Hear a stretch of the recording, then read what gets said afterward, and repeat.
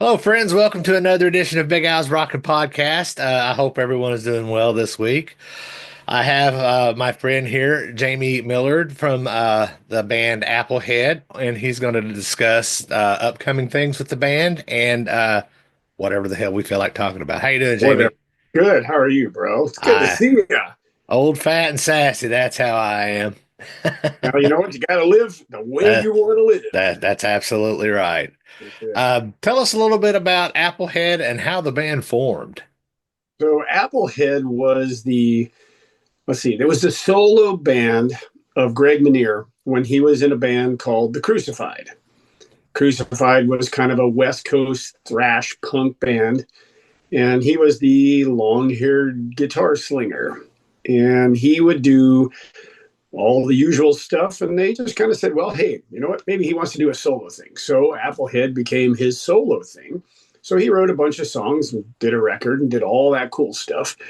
And the Crucified would take Applehead on as an opener. So what they would do is they would take the guys in the Crucified, they'd all switch instruments and then go do Applehead for starters. And then they'd go back and do the Crucified set, and there you go. Well, that's pretty interesting. Mm-hmm. Genre wise, how would you describe the band? Applehead, Hmm. that's a good one. We're hard rock, heavy metal. It's interesting. We had a magazine review in the UK, and the gal who did the review, this was her funny thing. She was talking about all the songs. She listened to them two or three times, was into it. She said the only issue that she had with the record was she couldn't figure out how to categorize it. I'm like, you know what? I'll take that criticism all day because it's a little bit of everything. There's some punk in there, there's thrash in there. Well, let's see. There's Queen in there. There's Pink Floyd in there. There's Kansas in there. And then, of course, there's Slayer. So, all a little mixture of all the stuff that we've listened to all these years. That always turns out for some pretty good music, in my opinion. It Yeah. should, I mean, in theory, but people have given us a lot of great feedback on the record because it's been out for a little under 2 years now. We released it in 23 and into 24, and we're getting close. We're leaning towards the 2 year mark, and you know what? It's amazing. People love it. They've bought it out. All the vinyl's gone. The CDs from the label gone. I actually think he found probably a handful of CDs laying around somewhere in his stash. So those are actually available, but those are the only ones, other than the ones we have that we carry with us when we go out and play. Well, So it's, go ahead. that's it. I was just going to say it's all good. Right on. That brings me to a question that I was going to ask later, but since you brought it up, I'll go ahead and jump to it now. Sure, yep, The Light Side of Apple, which is the name of that album, was yep, released in 2023, and the album Meaning was released in 1992. yep. Uh, and actually, that's the wrong question. So let me get to the next question. Go ahead. Pick a question. Pick a The question. Light Side of Apple was Yeah. released on vinyl and CD through Rox Records and has since sold out. And I found that it's available as a digital purchase on Amazon. Are there Yep. any plans to produce more physical copies of that album? So here's what's fun. We spoke with the guys at the label, and because it sold out so fast, we're actually going to do another release of it. This time, however, it's going to have a different cover, and it should be on red vinyl. So it's going to be a very limited run. There will be some CDs as well, I believe. But for the record collectors who want the vinyl in its full glory, there will be a limited amount available on red vinyl. So when those hit, I'm told they should be somewhere in May.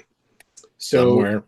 somewhere in May, and once that happens, there it is. The first release, the first press, is not going to be repressed in its current state. So if you don't have one, now's your chance. And like I said, the label's got a few because they notified us a couple days ago that they've got a couple up there that they're cutting loose that they found in their stash. Otherwise, the only place you're going to get those is from us. Excellent.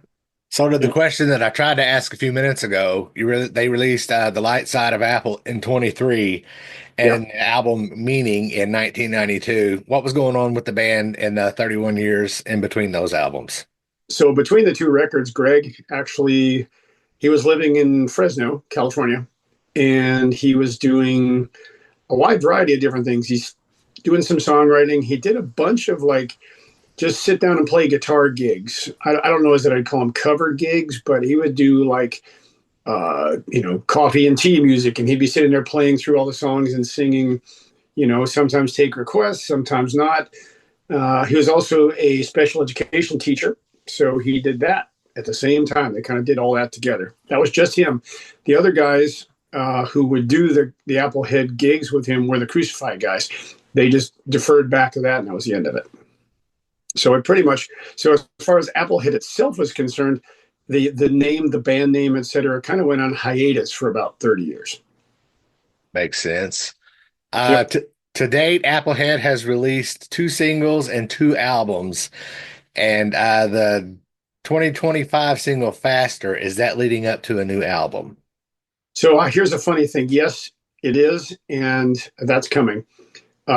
We actually snuck that song out. It's not technically a single, because what we did is we allowed it to be licensed for a film, and the film came out on YouTube a couple days ago, actually, and we wanted to make the song available for those who were watching the film who suddenly decided they loved the song, so we gave it to them. There's a place you can listen to it on all the streaming services, and you can download it if you want. There's ways to do that, obviously. So, normal stuff.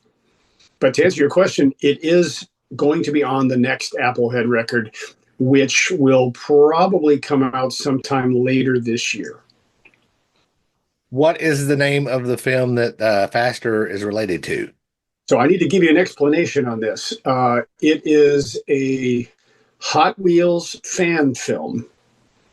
It's called The Fog Realm, and what it is it's an animated short, about 15 minutes, that takes an old kind of series that Hot Wheels created in the early, 2000s, and they deserted it 20 years ago.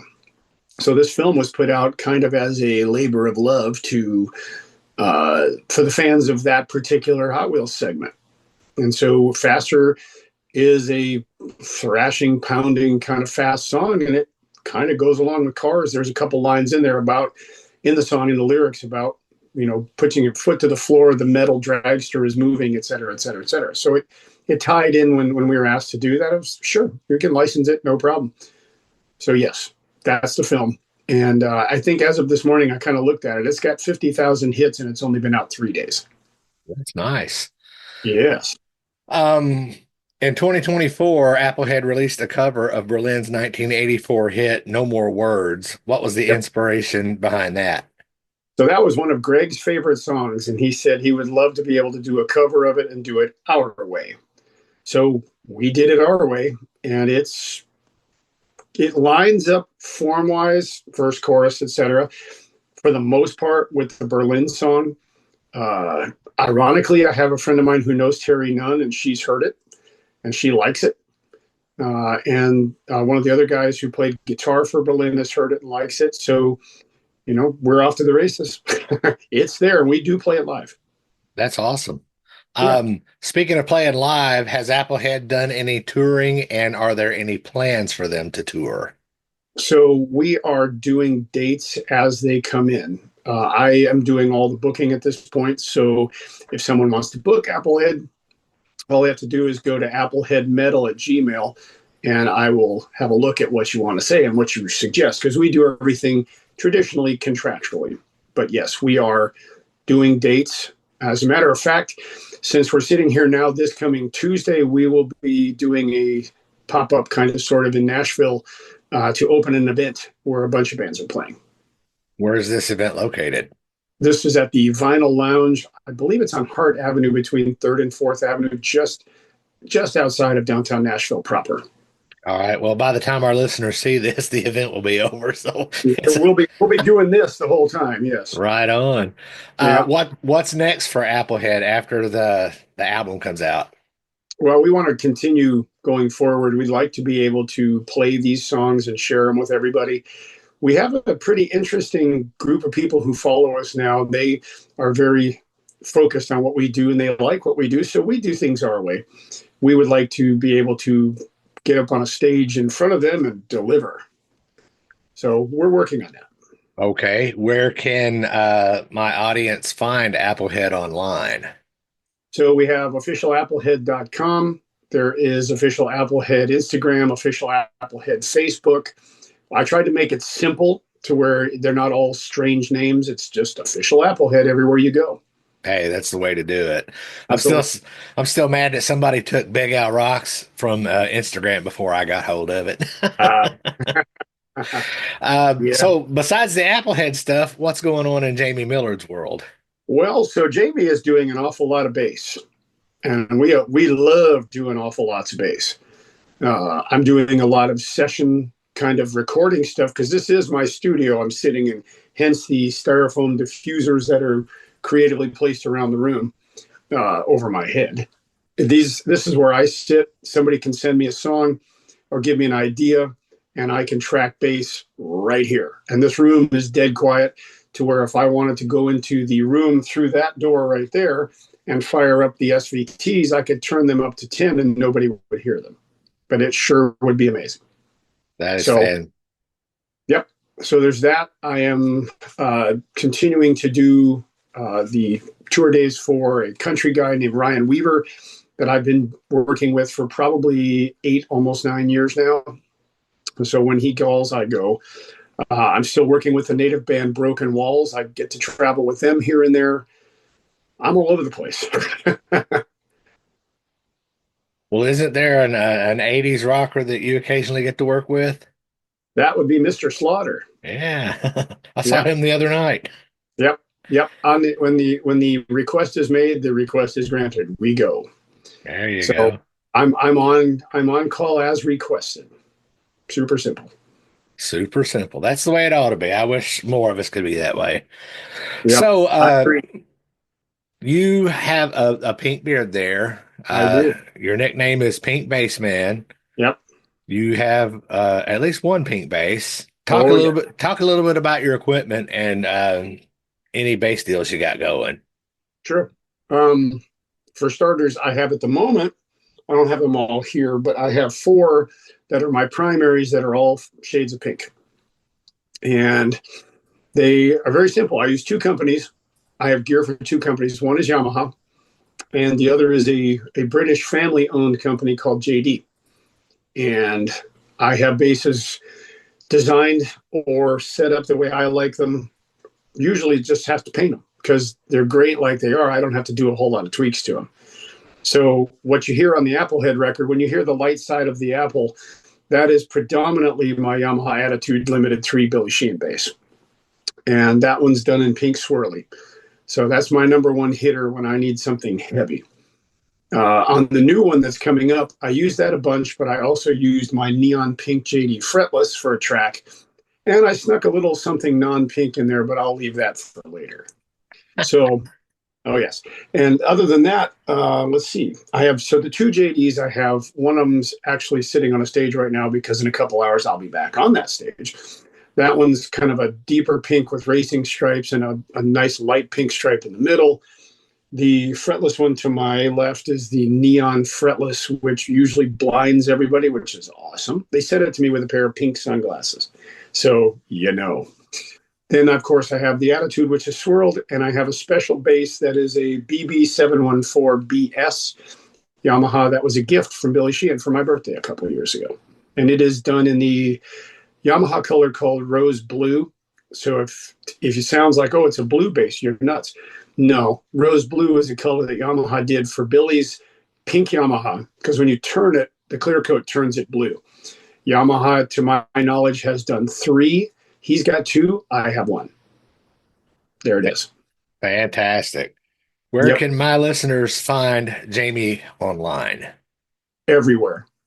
Facebook, Instagram, all the basic sites. I'm everywhere. YouTube. I have a YouTube channel that's hammering because it's all bass. And that's spelled Jaymi. Yep. So my YouTube channel would be youtube.com/bass Jaymi, spelled like you did. One word, BASSJAYMI. Right on. Well, Yeah. oh, go ahead. I don't know. Good. You good? Okay. Well, I think that about covers it. I do appreciate your time and I hope to see you around pretty soon. Well, I'll try to come up your way. If we can get some dates up in that direction, you'll be the first to know. All right. Take care, Jamie. Have a good one now. Thanks for listening to Big Al's Rockin' Podcast. If you haven't done so already, please be sure to subscribe on your preferred podcast outlet. Visit BigAlRocks.com to find past episodes, on-demand links to my radio show, links to my social media, and other Big Al shenanigans. Most importantly, please like and share this episode. Peace out.